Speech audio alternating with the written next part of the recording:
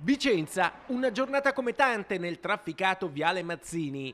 Una volante della polizia vicino alla questura individua un'auto con a bordo due persone che alla vista della Pantera accelerano improvvisamente. È l'atteggiamento che insospettisce gli agenti, che a quel punto, dopo un breve inseguimento, fermano la vettura per un controllo. Alla guida un 57enne italiano di Casal di Principe, che appare insofferente e nervoso. Ancora più insospettiti, i poliziotti consultano la banca dati del Ministero dell'Interno e appurano che di fronte a loro c'è un pregiudicato con numerosi precedenti per reati, tra cui anche una denuncia per associazione a delinquere di tipo mafioso al fine di favorire il clan dei Casalesi.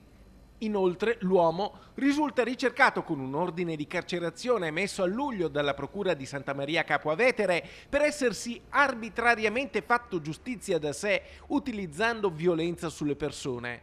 Per questo è stato portato in questura e poi condotto nella casa circondariale di San Pio X a Vicenza.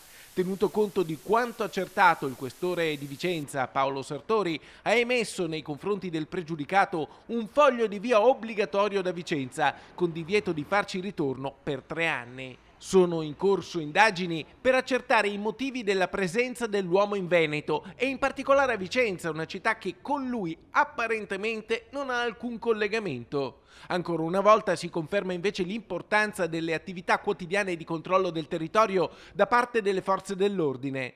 Attività che, in questo caso, hanno permesso di individuare un pericoloso pregiudicato ricercato da mesi e di arrestarlo. Adesso è a disposizione dell'autorità giudiziaria.